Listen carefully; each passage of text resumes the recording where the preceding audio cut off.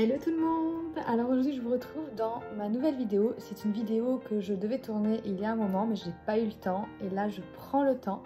Ça va être la vidéo du témoignage de comment Dieu a restauré notre famille. C'est parti!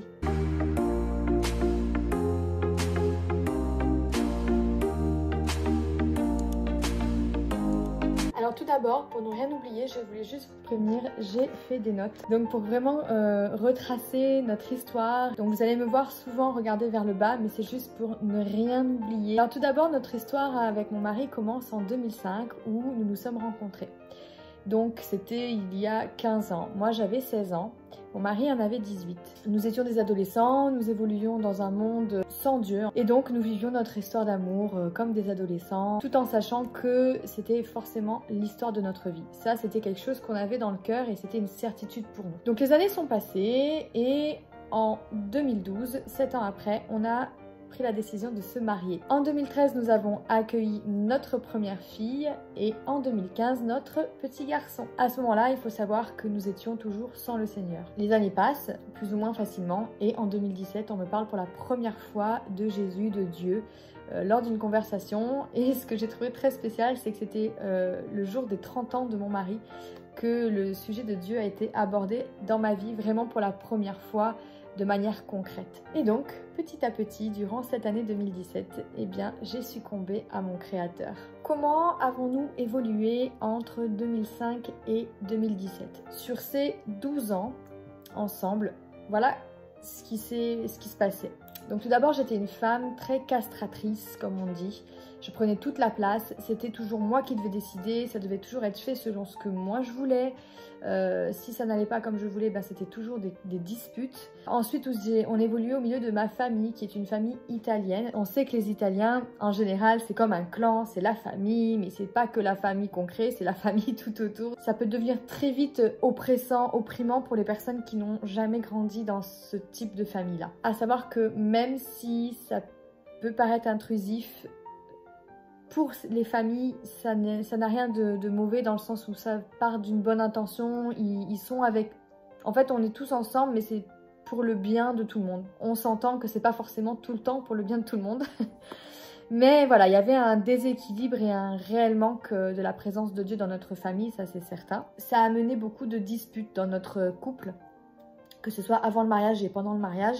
J'écrasais mon mari, je le critiquais et puis lui il faisait de même avec moi auprès des amis, il me critiquait et voilà, ça n'allait vraiment pas. L'une des caractéristiques de notre couple, c'est que avant le mariage, en fait on se séparait une fois par an et en général, le nombre de semaines de séparation correspondait au nombre d'années qu'on était ensemble. Donc c'est simple, 1 semaine pour 1 an, 2 semaines pour 2 ans, 3 semaines pour 3 ans. Chacun de nous, en fait, on était influencés par les amis, par notre famille, voilà, lui de son côté, moi du mien. Donc en fait, finalement, on avait toujours des intervenants extérieurs qui étaient dans notre vie de couple, qui émettaient leurs avis, même dans notre vie de famille, hein. Quand on est devenu parents, on avait toujours des personnes qui venaient au milieu. Alors, encore une fois, ça ne partait pas de mauvaises intentions, c'était pour le bien-être de tout le monde. Mais finalement, ça n'a pas eu un effet positif. Puis nous-mêmes, on a accepté certaines choses qu'on n'aurait peut-être pas dû accepter. Après, donc on s'est mariés, mais le mariage n'a rien changé à tout ça. Et je dirais même que ça a peut-être même accentué les choses. Parce qu'après, donc nous sommes devenus parents et on était tellement influencés par les personnes autour de nous qu'on était devenus incapables de prendre des décisions tout seuls, par nous-mêmes, juste pour notre famille à nous, de vraiment se poser tous les deux et de prendre des décisions pour nos enfants, pour notre couple, pour notre travail aussi. En fait, c'était toujours, on allait voir les autres, on allait voir mes parents, on allait toujours chercher à l'extérieur de notre couple pour prendre des décisions. Et puis du coup, nos enfants, enfin surtout notre fille aînée, elle a finalement été élevée pendant les premières années, les 4 premières années de sa vie, elle a été élevée plus avec ses grands-parents qu'avec nous. Où est-ce que nous nous situions dans notre rôle de parents? À ce moment-là, on était jeunes, c'était nouveau, on pensait savoir ce qui allait nous arriver quand on allait devenir parents, puis finalement on est tombé de haut tout simplement parce qu'on n'était pas armés, on n'était pas prêts à devenir parents à ce moment-là. On n'a pas fait des enfants tôt, très tôt, parce qu'il y a des personnes qui sont plus jeunes que nous et qui ont des enfants et qui s'en sortent très bien, mais je pense que c'est parce qu'on n'était pas assez confiants et que on était très influençables. Voilà, on était très influençables. Et d'ailleurs, il y a une personne dans ma famille qui a dit un jour à mon mari, alors je vais vous le dire, de toute façon, tu n'es jamais là, c'est nous qui nous occupions de ta fille plus que toi-même, donc t'as rien à dire en ce qui la concerne. C'est quelque chose d'hyper dur à entendre pour n'importe quel parent qui existe au monde. Et bon, la personne qui avait dit ça, j'avais parlé, j'avais dit que ça se disait pas, que c'était pas vrai, que c'était pas correct. Mais voilà, il a toujours été traité, mon mari, comme un père absent, comme un père qui s'occupait pas, qui s'investissait pas, qui était pas là. Mais en vérité, quand on remet les choses à leur place, dès la naissance de notre fille, personne ne lui a laissé sa place de père. C'est pas lui qui n'a pas voulu prendre cette place, parce qu'il a commencé à la prendre cette place. Mais dès la maternité, c'est comme si on l'avait empêché et que la présence... Alors, c'est vraiment pas contre ma famille, loin de là. Je n'ai aucun sentiment négatif envers ma famille. Mais ils étaient tellement intrusifs, mais ils s'en rendaient tellement pas compte. C'était... naturel chez eux, ils sont comme ça, voilà, ils viennent, ils donnent leur idée, leur avis, il faut faire comme ça, et puis toi tu dis rien, tu sais pas, nous on sait, c'est pour le bien-être de l'enfant. Malheureusement, ça a créé des blessures et autour d'eux. Mon mari a été blessé et dès le début, il a su qu'il fallait qu'il se mette en arrière et qu'il dise rien. Il a accepté finalement, lui, la situation de force parce qu'il voyait que moi, je réagissais pas. Donc ça aussi, c'est quelque chose que j'aurais dû faire, j'aurais dû réagir vraiment, mettre le haut là, mais j'avais pas le Seigneur, on n'avait pas le Seigneur, on connaissait pas voilà l'équilibre, le bon équilibre, comment les choses doivent se passer dans la vie. En fait, pour que tout se passe bien, il y a toujours une hiérarchie. Dieu a instauré une hiérarchie et si cette hiérarchie n'est pas respectée à un moment donné, ben, il y a le jeu de cartes, il s'effondre. Et c'est exactement ce qui se passait pour nous depuis toutes ces années. Notre jeu de cartes s'effondrait. En fait, il n'était pas solide. Et moi, j'ai accepté cette situation-là parce que j'ai été élevée dans cette famille. Donc, pour moi, ça paraissait normal que chaque personne ait son mot à dire dans la vie de l'autre. Moi-même, je le faisais. Donc, pour moi, il n'y avait rien d'anormal. Et je n'arrivais pas à comprendre mon mari. Puis en plus, à ce moment-là, j'avais pas confiance en mon mari dans son rôle de mari. Donc, j'avais plus confiance en mon père et en ma famille, finalement, que mon propre mari. Donc, il y avait vraiment un déséquilibre et des mensonges et des choses dans notre esprit qui étaient là, et l'ennemi finalement il avait la mainmise mais complète sur notre mariage et sur notre vie de famille. Une petite anecdote, quand nous sommes partis de France pour venir vivre au Canada, notre fille qui avait vécu les 3/4 du temps chez ses grands-parents, et quand on est parti, elle était contente, pour elle c'était comme un voyage. Bon bah on part en vacances, et puis au bout de 3 semaines elle s'est rendue compte qu'on ne rentrait pas en France et qu'on était vraiment installés là, et à ce moment là bah, elle a commencé à pleurer. Je veux ma mamie me manque, je veux voir ma mamie, je veux plus rester avec vous, je veux rester avec ma mamie. Et ça a été un énorme déchirement pour elle comme pour nous, ça nous a fait mal au cœur, ça a été des prises de conscience pour nous. C'était très dur. Mais voilà, le type d'attachement qu'elle avait, finalement, notre fille avait comme mis à la place de ses parents, mes parents. Ça a été très difficile à vivre pour nous parce que nous n'avions pas notre place de parents légitimement aux yeux de notre fille. Donc ça a été un gros travail à faire. Mais voilà, je vais poursuivre dans le témoignage et vous allez voir vraiment ce que le Seigneur a fait dans notre couple, dans notre famille. C'est incroyable. Quand est-ce que les choses ont-elles commencé à changer ? Donc comme je vous le disais en début de la vidéo, en 2017, j'ai commencé à entendre parler de Dieu, de Jésus, et j'ai décidé de suivre Dieu. Voici la chronologie. En février 2017, donc c'est là où j'accepte Dieu et que je commence une transformation lente et progressive parce que j'ai pris mon temps dans ma conversion. J'ai voulu prendre mon temps. J'ai pas eu une conversion, comme je disais dans des précédentes vidéos, en un claquement de doigts. Moi, ma conversion s'est faite très progressivement. En mai 2017, on allait très mal. Ça allait vraiment mal entre mon mari et moi. Je crois que ça a été l'année la plus difficile à passer, 2017. C'était une année de début jusqu'à la fin très très difficile. En mai 2017, nous déposons un dossier de PVT. C'est un permis de travail ouvert, vacances-travail, donc pour aller au Canada, parce que c'était le rêve de mon mari de partir au Canada et jusqu'à présent, je ne voulais pas. Et là, je sentais que c'était le moment. Donc, on a déposé ce dossier-là pour être tiré au sort. Puis, moi, je pensais naïvement que ça allait prendre 1 an, par exemple, pour être tiré au sort. Donc, c'était pas prêt d'arriver. On continue notre déchéance, on va dire ça comme ça. Parce que À ce moment-là, on était vraiment en désaccord, ça se passait mal, on était toujours en dispute, c'était vraiment l'horreur. Moi, j'avais le Seigneur et lui, non. Lui me disait, écoute, si ça te fait du bien, ben, tu peux croire en Dieu, moi, ça me dérange pas, mais viens pas m'embêter, viens pas me parler de ça. Moi, je veux rien savoir, je crois en rien. Enfin, voilà, il était catégorique là-dessus. Ça n'allait pas parce qu'en fait, ça n'allait que creuser finalement un fossé entre lui et moi. C'est un peu l'effet que Dieu a dans la vie, dans les familles, mais c'est pas Dieu qui le crée, c'est le fruit de notre transformation. On a des prises de conscience et quand le partenaire, le mari ou la femme ne suit pas ce chemin, bah, ça crée aussi un fossé. Restez bien jusqu'à la fin de la vidéo parce qu'à la fin de la vidéo, je vais vous parler d'un projet très important qui me tient à cœur et que j'ai en cours qui va bientôt paraître. J'ai très hâte. Restez jusqu'à la fin, je vous en parle à la fin. Fin juin, début juillet 2017, là ça n'allait tellement plus, c'était vraiment l'horreur. Là, c'était plus possible pour moi. Donc je décide de quitter la maison avec les enfants. Je retourne chez mes parents et là je dis maintenant ça suffit, je veux divorcer. Je ne supporte plus cette vie, je ne veux plus de ça. Moi j'aspire à autre chose. Ça a été compliqué, ça a été une semaine difficile.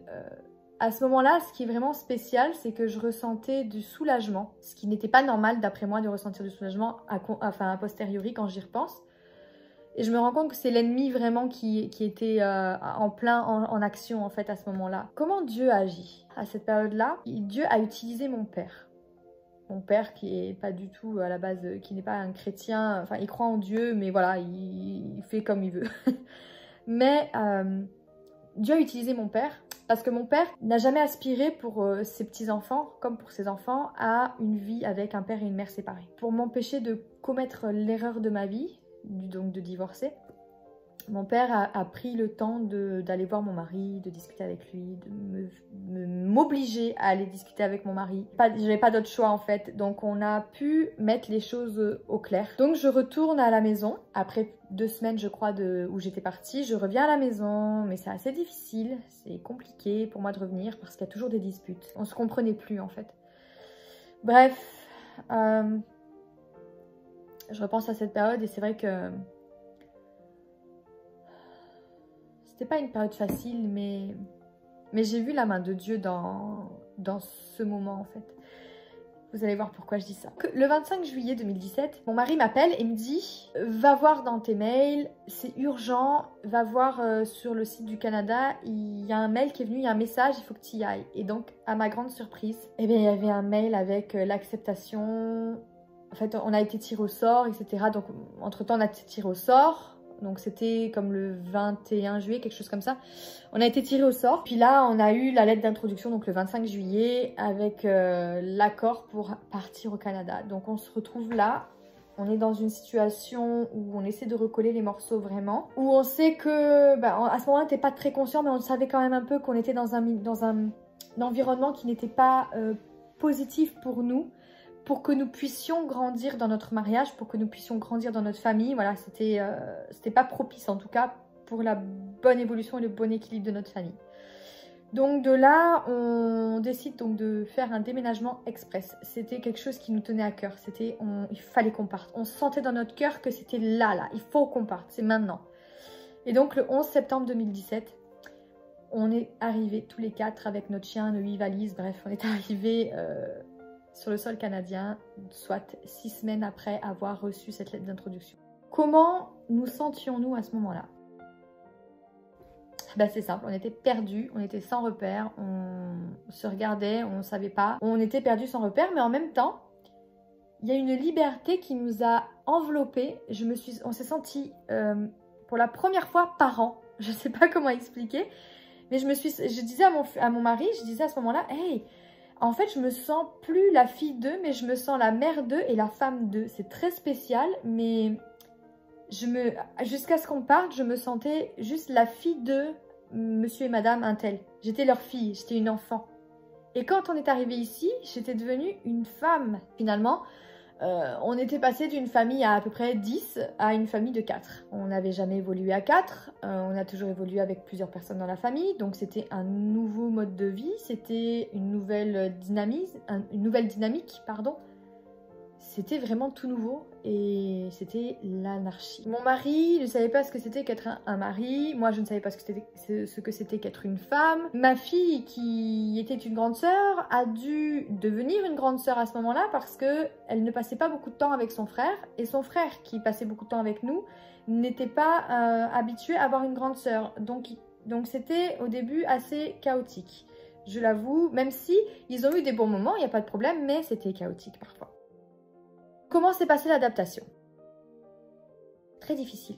Voilà. Il a fallu qu'on réapprenne à vivre ensemble. Comme je vous l'ai dit, voilà, on était 4, on ne se connaissait pas. Il a fallu réapprendre à vivre ensemble. Prendre les bonnes décisions pour tout le monde. Ce qui a été un échec total au début. Donc on a été dans le besoin financier, on a été dans le besoin émotionnel. Ouais, on a été dans le besoin. Vraiment, on a été dans le besoin. Donc nous n'avions pas confiance en nous. Les enfants n'avaient pas confiance en nous. On ne connaissait pas le pays. Donc il a fallu qu'on s'adapte à notre famille. Il a fallu qu'on s'adapte à un nouveau pays. Il a fallu qu'on s'adapte à une nouvelle culture. Ça a été assez compliqué. Gloire à Dieu, on est arrivé. Et mince, j'ai spoilé le truc.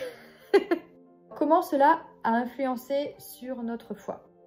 Eh bien, c'est simple. Moi, plus que jamais, je me suis appuyée sur le Seigneur. Après un moment d'égarement qui a duré à peu près 6 mois, où je me suis éloignée du Seigneur, des voies de Dieu, où j'étais vraiment revenue dans le monde, je suis revenue dans le bon chemin, merci chérie, parce que c'est grâce à lui que j'ai vraiment reconnecté avec le Seigneur. C'était vraiment paradoxal parce que Dieu a utilisé dans ma vie 2 hommes qui n'étaient pas vraiment croyants et qui s'en foutaient un petit peu de la foi pour me ramener dans le droit chemin. Donc voilà, Dieu peut agir de n'importe quelle façon, et notamment de passer par des personnes qui ne croient même pas en lui. Et depuis, je n'ai plus quitté Jésus dans ma vie. Mon mari, lui, voulait absolument pas entendre parler de Dieu. Voilà, ne m'en parle pas, laisse-moi tranquille. Il a quand même goûté à la bonté de Dieu. Je suis plus la même femme, je suis plus la même épouse, je suis plus la même mère. C'est vraiment le jour et la nuit. Il y a 2 mondes entre qui j'étais et qui je suis maintenant. Mon mari a vécu quelques miracles. Je crois que d'ailleurs son premier miracle qu'il a vraiment vécu, c'était au niveau de son œil. Je me souviens, il avait au travail, je ne sais plus si c'était dans les voitures, dans les véhicules. En tout cas, il avait reçu dans l'œil un morceau de ferraille, un morceau de fer, une petite fibre de fer. Et cette fibre de fer a rayé sa rétine en fait au niveau de... Je crois que c'est la couleur de son œil, ça avait rayé d'un truc et ça lui faisait très mal, ça le brûlait. Et on pensait... Au début, je regardais et je pensais qu'il y avait encore le résidu qui était dans l'œil, mais en fait, ça ne bougeait pas, c'était vraiment incrusté, il y avait un trou. Je voyais vraiment qu'il y avait un trou. Donc j'ai dit, chérie, est-ce que tu m'autorises à prier pour toi? Elle m'a dit, bah oui, tu sais, ok. Donc j'ai vraiment prié pour lui. J'ai nettoyé l'œil, etc. Le soir, on s'endort, le lendemain, on se réveille. Il me regarde et là, je dis, chérie, t'as plus rien dans ton œil. Et là, son œil était complètement guéri. Et voilà. Et comment il a commencé à goûter à la bonté de Dieu. Donc, Dieu fait pleuvoir sur les justes et sur les injustes, comme on dit dans la Bible. Donc, il fait pleuvoir sur ceux qui croient en lui, mais sur ceux qui ne croient pas en lui aussi. Donc, il n'est pas injuste. Lui, il aime tout le monde. Il n'aime pas le péché, mais il aime les gens. Il aime les hommes, il aime les femmes, il aime les enfants. Ça a renforcé notre foi. Tout ce qu'on a vécu dans cette année 2017, ça a fait que renforcer ma foi. En tout cas, c'est certain. Mon seul repère, c'était Dieu. Donc, voilà, j'avais personne d'autre sur qui me reposer. Et merci Seigneur d'être resté. Aujourd'hui, après 3 ans au Canada, qu'en est-il ? Je suis passée de la femme castratrice à la femme aimante. Je suis passée de la mère agacée à la mère attentionnée. Mon mari a donné sa vie à Jésus, comme je ne cesse de le répéter sur cette chaîne. C'était parce que pour moi, c'est le plus grand des miracles que j'ai vécu. Ça a été le jour où mon mari s'est avancé à l'église pour dire qu'il a accepté le Seigneur Jésus dans sa vie et de le suivre en fait, et comme Seigneur et comme Sauveur. Ça a été le renouveau de notre couple. Le renouveau de notre mariage, de notre famille. Ça lui a permis de prendre sa place de chef de famille. Il est en train d'apprendre encore, hein, bien sûr. Ça s'apprend comme moi, j'apprends à être une bonne épouse, une bonne mère de famille. C'est vraiment une autre vie de famille. Et tout ça, ça n'aurait jamais été possible s'il n'y avait pas eu Dieu dans notre famille. Mon mari aurait continué, je vais le dire, mon mari aurait continué à regarder les autres femmes dans la rue. J'aurais continué à prendre toutes les décisions et à l'empêcher de prendre sa place de père de famille. Si Dieu n'avait pas été présent, on serait jamais là où on est aujourd'hui, quoi. On serait jamais venu au Canada. Je serais divorcée de mon mari. On serait en garde alternée. Je serais toujours avec mes parents. Mon mari aussi, il y aurait comme une guerre entre mon mari et moi, et les enfants auraient grandi en fait au milieu de tout ça. Et Dieu, lui, il nous a tellement aimés qu'il a dit non. Jésus a payé pour ça. Et non, vous ne divorcerez pas. J'ai de plus grands projets pour vous. C'est le Dieu des miracles, parce que vraiment, je repense tellement à ce qu'on était insouciant, on était immature, on était... vraiment, je me demande même comment on a fait pour durer si longtemps sans le Seigneur. Et aujourd'hui, on est un couple marié, heureux. Même si on a nos lots de défis, ben, on est heureux. On est béni par le Seigneur, on sert notre maison, on partage de merveilleux moments. Parfois, on partage des moins bons moments aussi. Voilà, c'est une vie avec Dieu, elle est extra, elle bouge tout le temps, on s'ennuie pas. Et en plus, on ressent l'amour. Et il n'y a pas de haine, il n'y a pas de colère, on se sent bien. En conclusion, Dieu a fait vraiment un miracle dans notre famille. Nous étions sur le bord de la destruction, à divorcer. L'ennemi, lui, nous tenait entre ses griffes, vraiment, hein, il ne nous lâchait pas. Mais le Seigneur, lui, il est intervenu. Il nous a libérés des chaînes de l'ennemi. Donc ça a été juste un vrai miracle. Aujourd'hui, on ne mentionne plus le mot divorce. C'est un mot qui a été banni de notre langage. Séparation, je te quitte, je m'en vais, je prends les enfants, voilà, toutes ces phrases cinglantes qui sont là pour... sont des phrases en fait qui font du mal parce que nous-mêmes on a mal. Et Dieu dit dans la Bible de ne pas rendre le mal pour le mal. On a appris ça, on a dit d'accord, à quoi ça sert? C'est de l'orgueil et c'est juste pour blesser. Et Dieu il n'est pas comme ça, donc on ne doit pas être comme ça. Gloire à Dieu pour cette restauration. Alors là, ce qui me tient à cœur, ce serait de prier pour vous. Si vous aussi, vous êtes une famille dans la difficulté, dans le besoin, dans le désespoir, avec des problèmes dans votre mariage, dans votre famille, des déséquilibres, j'aimerais prier pour vous. Merci Seigneur, je te remercie Père parce que tu prends soin de tes enfants, de chacun d'eux, tu ne fais aucune différence. Seigneur, nous sommes tous des enfants, nous sommes tous importants. Seigneur, je sais que pour toi, la famille, c'est ce qu'il y a de plus précieux. Et je sais aussi que ce qu'il y a de plus précieux pour toi, c'est ce qu'il y a de plus important à détruire pour l'ennemi. Et aujourd'hui, je prends autorité contre l'ennemi, contre toute entité qui viendrait maintenant sur les familles et sur les mariages. Et j'ordonne de lâcher ces familles. Je vous ordonne de quitter ces familles. Et je plaide le sang de Jésus sur votre mariage et sur votre famille. Jésus est venu, il est mort, il est ressuscité, il a payé le prix.